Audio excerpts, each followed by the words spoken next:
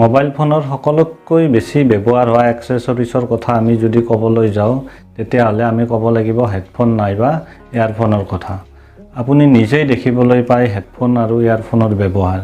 কোনোবাই গেমিঙৰ কাৰণে, কোনোবাই কথা পতাৰ কাৰণে, কোনোবাই মিউজিক শুনাৰ কাৰণে, কোনোবাই আকৌ মুভি চোৱাৰ কাৰণে। যদি আপুনি বজাৰত হেডফোন কিনিবলৈ যায় আপুনি বিভিন্ন ধৰণৰ কোৱালিটি দেখা পাব।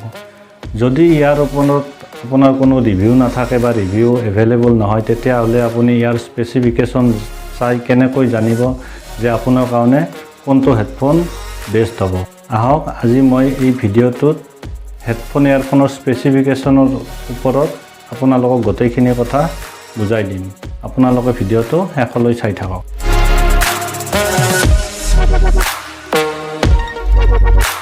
নমস্কাৰ বন্ধু বান্ধৱীসকল, মোৰ নাম প্ৰাঞ্জল আৰু আপোনালোকে চাই আছে টেকনিকেল MBS।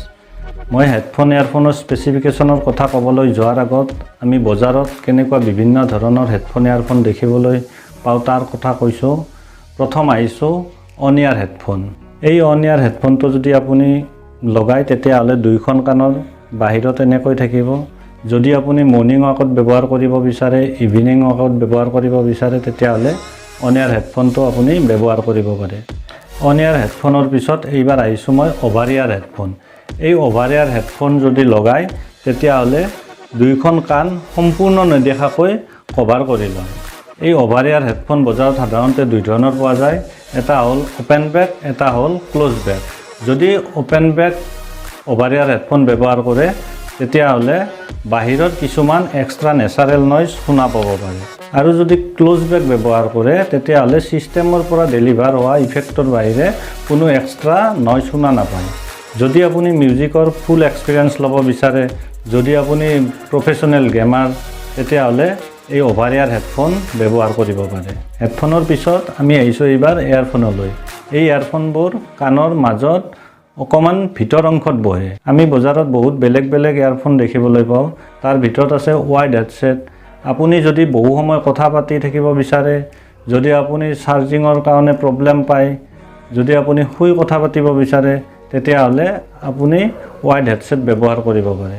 ৱাইড হেডছেট এয়াৰফোনৰ পিছত আছে TWS। TWSৰ ফুল ফৰ্ম হ'ল ট্ৰু ৱায়াৰলেছ ষ্টেৰিঅ'। আৰু আপুনি যদি জিমত ইউজ কৰিব বিচাৰে, যদি হেলমেটৰ ভিতৰত আপুনি ইউজ কৰিব বিচাৰে তেতিয়াহ'লে আপুনি এই TWS এয়াৰফোনবোৰ ব্যৱহাৰ কৰিব পাৰে। আমি হেডফোন কি, এয়াৰফোন কি জানিলোঁ। আমি কেনেকুৱা হেডফোন এয়াৰফোন ব্যৱহাৰ কৰিব লাগে তাৰ কথাও জানিলোঁ। আমি এতিয়া আহিছোঁ হেডফোন এয়াৰফোনৰ স্পেচিফিকেশ্যনলৈ।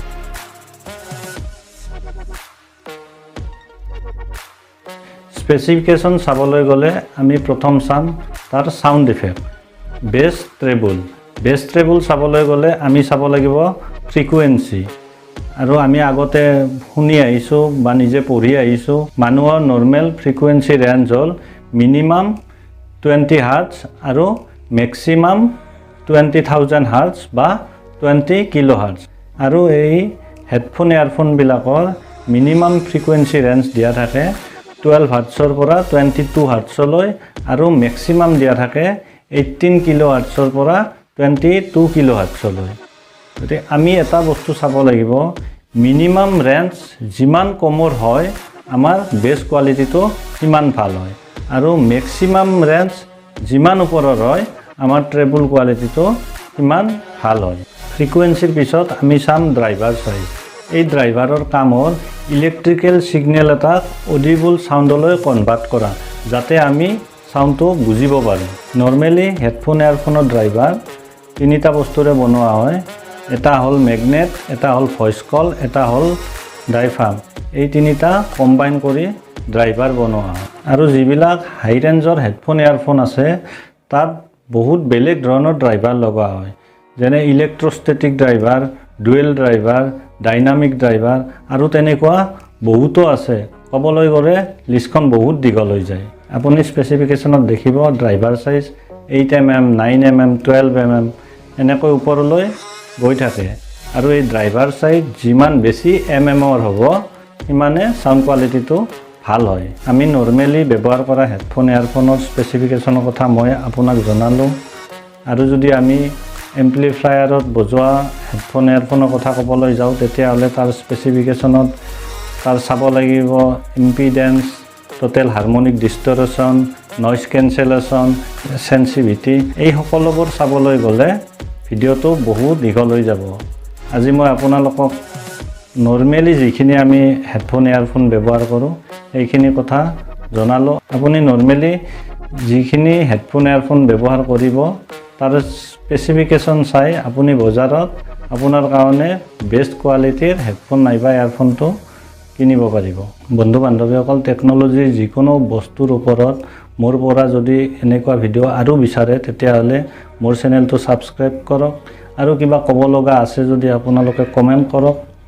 আৰু মই এটা কথা বিশ্বাস কৰোঁ, মোৰ যিখিনি এক্সপিৰিয়েঞ্চ নলেজ এইখিনি যদি মই আপোনাৰ পৰা কোনো মূল্য নলোৱাকৈ আপোনাৰ সৈতে শ্বেয়াৰ কৰোঁ তেতিয়াহ'লে মোৰ নলেজ কমি নাযায়, মোৰ নলেজ বাঢ়িবহে। গতিকে আপোনাক মই এটা অনুৰোধ কৰোঁ, আপোনাৰ যিবিলাক এক্সপিৰিয়েঞ্চ নলেজ এইবোৰ বন্ধুবৰ্গৰ সৈতে শ্বেয়াৰ কৰক আৰু মোৰ এই কথাখিনি যদি আপুনি গ্ৰহণযোগ্য বুলি ভাবে তেতিয়াহ'লে মোৰ এই ভিডিঅ'টোত লাইক কৰি মোক আপুনি নলেজ শ্বেয়াৰ কৰিব পৰাকৈ আশীৰ্বাদ দিয়ক। আজিলৈ এৰিছোঁ।